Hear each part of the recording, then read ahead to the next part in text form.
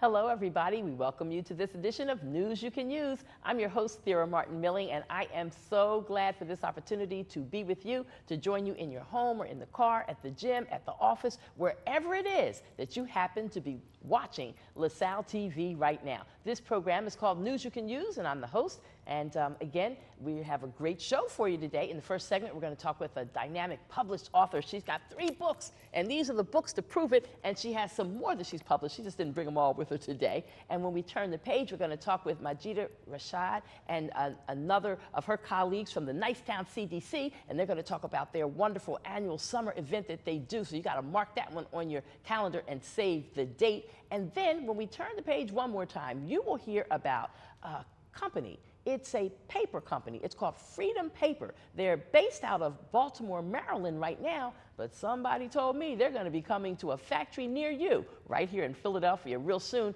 And when that happens, they're going to bring a lot of jobs to the community. So stay tuned for this edition. We'll be back in a moment.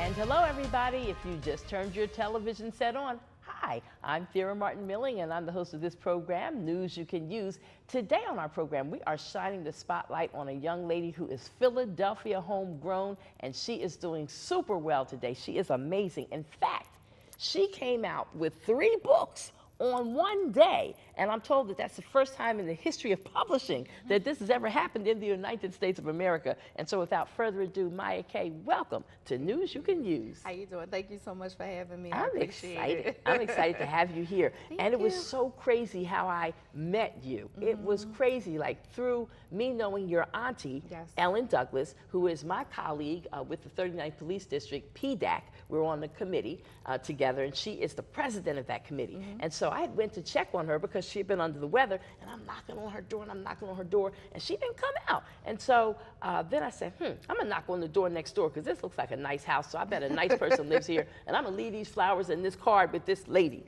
not knowing that that was Miss Ellen's sister. Right. And so long story short, before I knew it, I found out I was knocking on a celebrity's door in you. Your mom told me the story. She's like, oh my God, my daughter's got 3 books coming out today. That day happened to be the day. And it was just crazy how God, I believe it's God, makes things happen. Absolutely. So through your mom, next thing your mom is on the phone talking to you, and we're just locking a deal down. And 3 books later, here we sit. Congratulations, first of all. Thank you. I appreciate it. Thank you. What's it feel like being a published author of what, 11 books? 11 books. You know what, it's an interesting dynamic because I thought I was going to be a doctor. And so, you know, here I am putting pen to the paper, and I'm a published author. So it feels good, especially because my mother named me after Maya Angelou. So it's like following in the footsteps and the legacy of Maya Angelou and, you know, making her proud, hopefully. And so I feel good just to have trusted the gut instinct that told me to go for the writing instead of the money, which is in medicine, supposedly. Well, whenever I talk to published authors, I always try to get them to encourage other wannabe authors. You can do this too. You can be where I am. But like, you got to be strong, because you told me you got like quite a few rejections at the beginning of your writing career. Yes. My first book received over 100 rejections. So that's and just, a weak woman would have said, oh, hell, I give up. Right. Anything in the arts, well, anything period, but especially in the arts, if you're interested, dancing, acting, you have to have a thick skin, and you have to be willing to be rejected. It's just a part of the process. For every, what is it, you get 25 no's for 1 yes. So, and it's true, and even when you get a yes, it still doesn't mean that it's gonna be the yes that you need. I had received requests for my first manuscript at some point, but then, you know, editors still turn down agents, and I think that's what people forget. The agent isn't saying no because they're being mean. It's just once they pitch it to the publishing houses, they may say no. So even after you get an agent, the work doesn't stop. You have to keep going. And I just so happened to put in the work. I self-published my first 3 books, and then I had an independent publisher, had 8 books come out. Well, it was 8 altogether. I did 5 in 7 months. And so after that, this publisher, SD Green with the TMG firm, he just so happened to have my information for 3 years. And every time I think about how long he had my email address and my contact information, and how if I had given up before, I would have never met him and would have never had this opportunity. So let's go back to this. You self-published your first 3 books. Yes. And then after you self-published them, how did you get them out? Like, how did you get them out to people to buy them? Did some bookstores or some small bookstores say, I'll take it? Well, you know what? I'm from North Philly, so I'm always going to be the pop the trunk open, hustle out the back of the trunk. I mean, you have to. You have to. Yeah. That's like Karen Quinones-Miller did it. Yeah. Yeah. That's exactly How my she did mentor, Karen Quinones-Miller. That's exactly how she did it. Girl. You just got to bootstrap, and you have to be about your work, because again, you have to tell yourself yes before anyone else does. So for me, it was just the first one. I did have the opportunity to have a celebrity host my book signing. I met Terry J. Vaughan from the Steve Harvey Show in Atlanta, and she showed me a lot of love, and she gave me a book signing and my first book review. And then from there, when I came home, I was able to get a song for Jordan into Barnes & Noble, but they told me no twice too. So it was a matter of me going to them. Yes. You know, it was no more phone calls. I went to the store, and the lady finally was like, okay, yes. So it's just about perseverance, and you got to pick up the phone yourself before you have a team. You have to be your own team. And then you also shared with me when we did our interview together on WURD that you have to be disciplined and all that. And people who say they want to write, if they're really smart, the smart ones will try to sign up for some kind of a writer's club or some kind of classes so that you can be with other people who are also seeking to publish books, so that you can learn all the right ways to do it. Right. When I was in Atlanta, I had a screenwriting group. And so that's what gave me the idea to form a writer's group. So you have to be disciplined, but sometimes it's the accountability that counts. So if you have to hand in 10 pages every week, then you got to make sure your 10 pages are handed in. So that was the big thing. I think it's very important to surround yourself with people who are doing what you're doing. And better yet, I surrounded myself with Karen Quinones-Miller and Mya K, who were, with Simon & Schuster. So you have to sometimes have someone who's a little bit more advanced than you so that you can come up to their level, you know what I mean, and have those people that are saying, no, Maya, you can do this. And that's what they did for me. And because I connected with them, I was also referred to their agent, and, it went from there, so. That sounds like a blessing, a blessing. So then the encouragement is to stay focused, follow your dreams, don't give up, don't let anybody tell you what you can't do when you really believe in it yourself. Absolutely, absolutely. And do the work, do the work. See, I think when I meet a lot of writers today, there's this perception that everybody wants to write a book. I mean, especially now after I did the 2 celebrity books, everybody wants to write a book. But it's like they don't realize the work that goes into writing a book. And so you have to work at it, and you have to be your own team. You're not going to have the best publicists, the best management and all that when you first start. You have to wear all the hats. Because when somebody sees you working, then they'll say, how can I help you? You know what I mean? So that's really what it's about. Well, now, everybody in the nation, I believe, watches this television show, Empire. It is popular, popular on Fox 29 here in Philadelphia anyway. And so you collaborated with the character that goes by the name Hakeem on Empire. You collaborated with his mom to do this book. Correct. Yeah, and so this book is Before Empire, Raising Bashir, Yaz the Greatest Gray, the touching true story of a single mother raising a star. Absolutely. Yeah. So yes, I teamed up with Andrea Mayberry. She wanted to write a book about her son's ADHD and the struggles and the challenges. And it's 2 parts. So it's about the ADHD, and then it's also encouragement for single parents who have children who want to be in entertainment. Yes. And so it's very encouraging. She touches on how you just got to push, don't be in denial if your child has a disorder. You have to just go get the test and do what you need to do and stay on top of it. You have to be a parent, the teacher, the school board. You have to be everything to your child when your child is dealing with a disorder. Now, are all 3 of these books at the top of the best-selling book list in New York, or close to the top? Or? Well, Seal and my book, Battling Breland, The Clover Chronicles, the green one, they actually sold out on Amazon. His sold out on Amazon the first day. Mine sold out about 3 days later. And Before Empire was #1 for about 3 weeks in the category of disability parenting. So we're doing well. We're doing well. That's a blessing. It's a blessing. If people want to purchase your books, if they want to follow you, they want to know about that Cherry Hill book signing you have coming up. Yes. How do we do all of that real quick? So writermya.com, that's my website. It's WRITERMYA, and you can follow me on social media at WriterMya on all platforms. platforms. Again, it's WRITERMYA. And I have a Barnes & Noble book signing in Cherry Hill, Sunday, May 21st. I'm really excited about it. My whole church is behind me. Sunday, May 21st at 1 p.m. Right, Mya, Writer Meyer. I like that. Thank you for popping in so to much share for your having story. me. Okay, we're coming back in a moment. Majida Rashid and company joins us to represent for Nicetown CDC.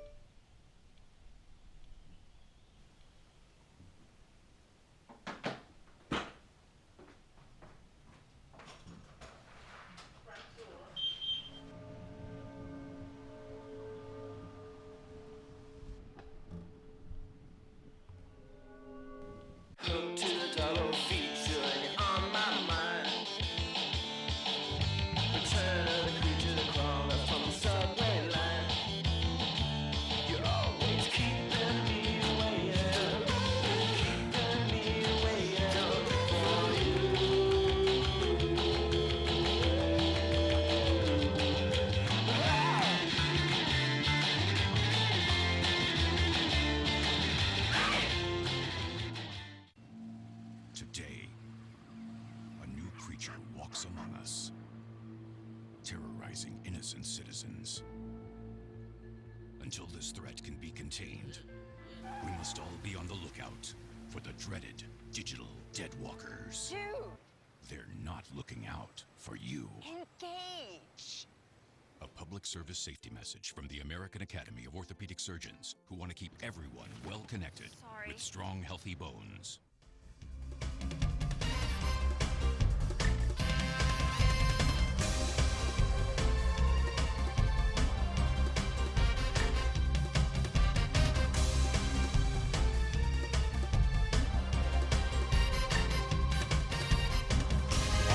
As we continue with our program, I am so excited to be able to shine the spotlight on an organization I have much respect for, Nicetown CDC. How are you, ladies? We're doing just great and happy to see you here and Thank happy you to for be having here us. with Yes, you there. thank you. You are the bomb for saying yes to this. I thought about it. I said, well, this is the last show I get to tape for this season, and I don't get to tape any more shows until September.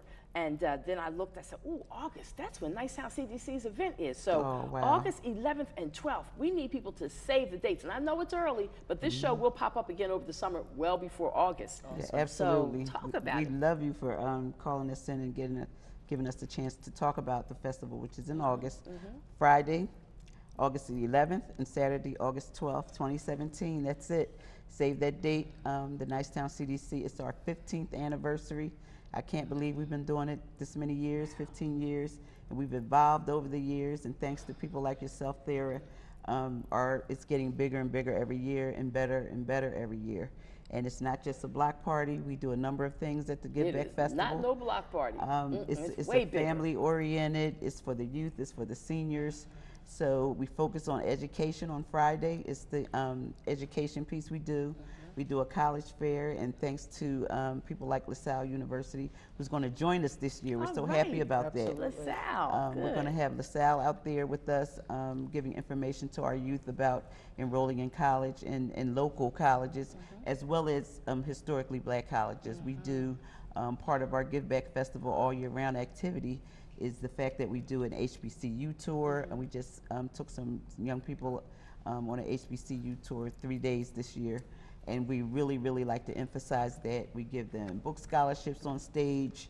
There's a lot of, on Friday, there's a lot of energy around the young people. So we have live bands, entertainment for them. And this year, there's going to be a step off with the Divine Nine. Right, Sandra? That's right. We're calling all Divine Nine to the floor.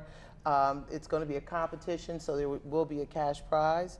So we're asking you to dust off your stepping shoes and canes and things that you use to excite the public, and come on out and join us. Are y'all going to do a boxing match for the children like you've done in past years? I thought that was so cool. Absolutely. We have a couple of sports features, and the boxing is done with our native champ, Ivan Robinson, who was the champ, and he's still giving back to the community through youth training and discipline, through the boxing discipline. And for the last 4 or 5 years, he's been growing and growing at the Give Back Festival. It's a very popular event. This year I think they're doing 15 bouts this year. And he has some exciting judges that are going to be there this year, and a lot of extra features that we're bringing to it this year. And his boxing match is amateur, but it's fully sanctioned and things like that. And it gives people the opportunity to see what young people can do athletically in terms of boxing. I saw little boys about yay high or so in that boxing ring in past years that you have done that event. Now, I also got to give props about Nicetown with how you took Germantown Avenue. That was looking like a little eyesore and had little like raggedy teeth along Germantown Avenue, like we do on 22nd Street right now. And you all came up through there with the vision and the strong leadership of your president. Absolutely. Our president and CEO, Zachariah Abdul-Rahman, the visionary, the architect of the Nicetown CDC and its mission. And we've been able to stick to our mission and revitalize the commercial corridor that runs through Nicetown. So with years of planning, we've partnered with the Philadelphia City Planning Commission, City of Philadelphia, our council people, to allow us to get in there and really see what our mission is going to do and achieve our vision. And we're getting there. We still have a lot more work to do. But any spaces in those fabulous apartments you all have? Well, we have a long waiting list on both of those developments. Right. From time to time, an opening comes, but we still take applications periodically on Wednesdays. So we're referring to like the 4400 block, the 4300 block of Germantown Avenue. Right. Absolutely. Beautiful, brand new, built from the ground up by Nicetown CDC. Absolutely, and it's right next to the historical Wayne Junction train station, which was just redeveloped with $40 million in investment. And now y'all really showing off because you got 2 elected officials over there. You got our councilwoman Cindy Bass, who's right across the street from you all, and then on the other side of the street you got our state senator, and I went in his office, Sharif Street. His office is fabulous. Fabulous. Can you believe it? 2 of our young elected officials that are doing things. We're just so proud to have them there in that gateway. It's a transit-centered gateway, so it's easy to get to. We have a lot of transit ways you can get there on the train, on the bus, and places like that, or just walk. And it's an opportunity for us to educate the community too, in terms of what's the difference between a council person and a state senator. So we just did a nice community meeting at Still Elementary School, and our state senator, Sharif Street, was there.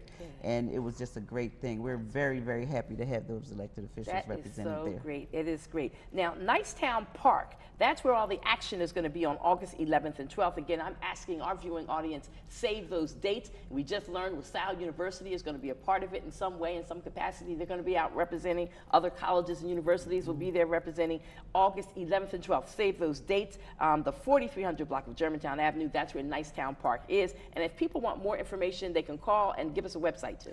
Absolutely. They can reach our website at nicetowncdc.org. We also have a presence on Facebook, all the social media outlets, Instagram and Twitter, Nicetown CDC Philadelphia. We post often about those events, and we invite you to join us and like our pages as well.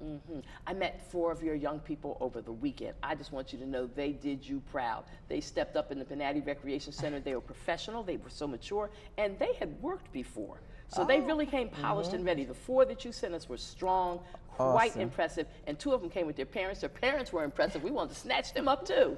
So it was really good. Thank you for just continuing to do the great work you do. My salute to your president and to all of you. Thank called you. Team Nicetown. Y'all got it going on. Teamwork makes the dream work. That's what I'm talking about. All right, ladies. Thank you for popping in on the program. Thank you so much. And you know I'm going to be out there this summer looking for you. Yes. All right, very good. We're going to keep things moving as we come to the final segment of this edition of News You Can Use. We're going to talk about a paper company. It's called Freedom Paper. Stay with us.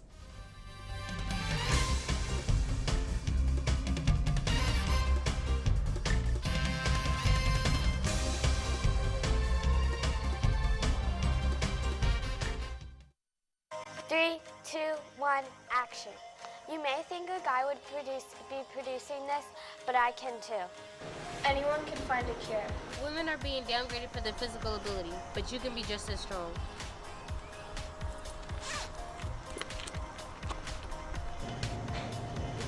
"20% of women are engineers, but it doesn't stop there." I'm a tech girl. I'm a tech girl. I am a tech girl. I am a tech girl. A prayer to St. Clair, the patron saint of television. Oh, wondrous St. Clair, I ask that you bless my television with good reception and good color balance. I also ask for your assistance in choosing quality programs that provide me with endless hours of enlightening entertainment. Amen. Your prayers have been answered. You're watching LaSalle TV. You know you watch.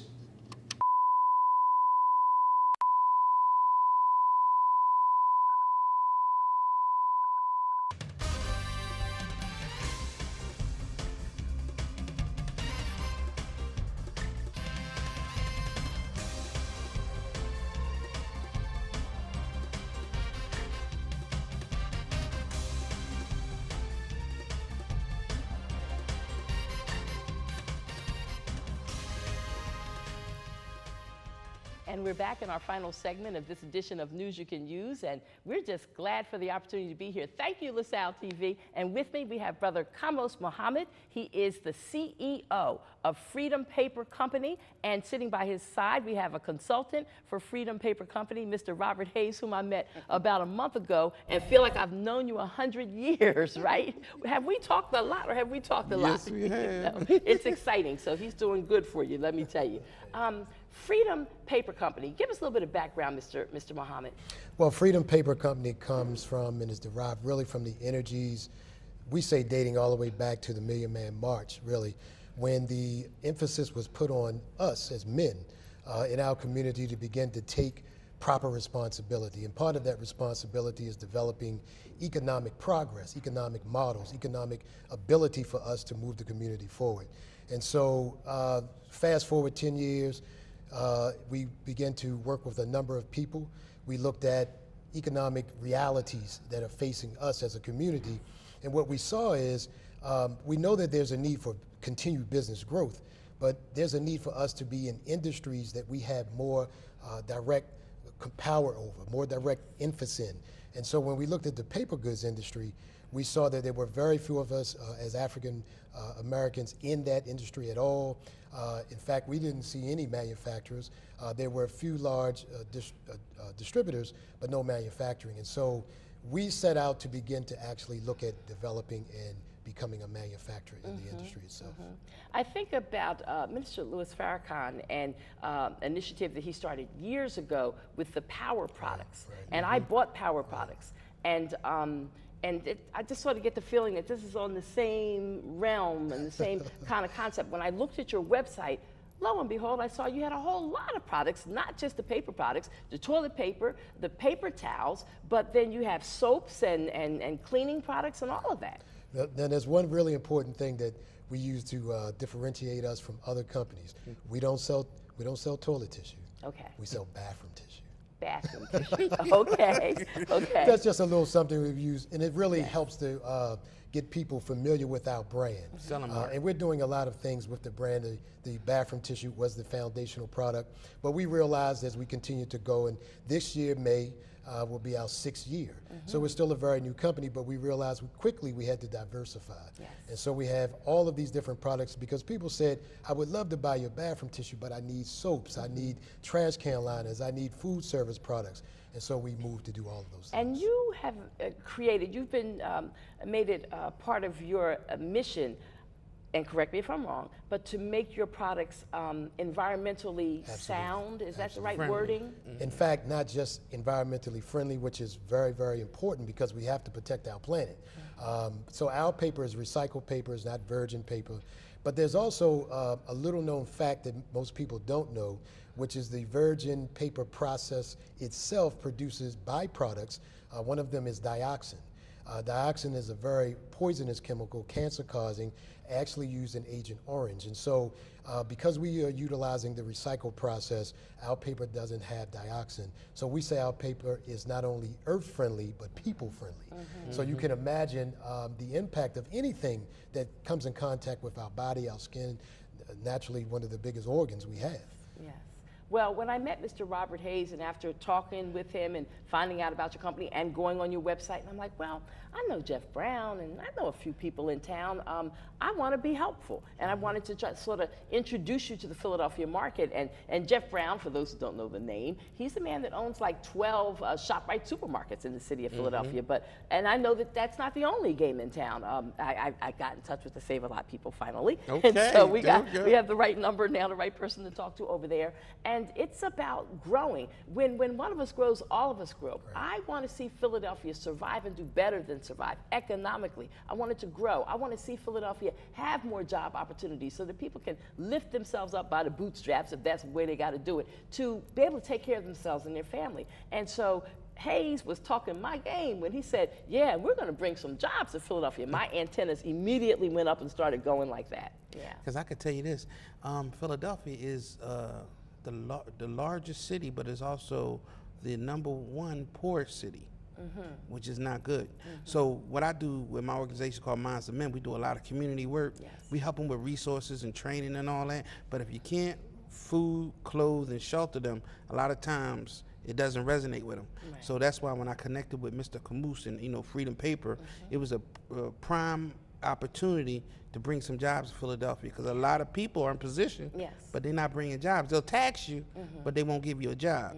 So this is why I really want to bring this organization to come to Philadelphia, because we so desperately need it. Yeah, and even when I think about businesses that may have 4 or 5 locations, 10 locations, they need toilet paper, don't they? That's right. And so it's not even just about supermarkets and grocery stores, but all kinds of other kinds of places too that could possibly utilize your product. So for those who are viewing my program right now, if you want to know more about Freedom Paper, there's a way to be in touch. What's the website? www.freedompapercompany.com. Again, www.freedompapercompany, and company is spelled out .com. And for those who might not be quite astute on internet yet, is there a 1-800 number or 1-888 number that they can call? Absolutely. Really just call the direct office number, which is 443-542-5845. You can reach us there. And if I have just a moment, we're working with a lot of organizations and communities here in Philadelphia. So this is a grassroots momentum effort to produce jobs and energy here. We're going to hear more because we want you to come back in the fall when things keep cooking. We thank you for coming in today for the program, and everybody have a great summer. We love you all. Happy summer, everyone.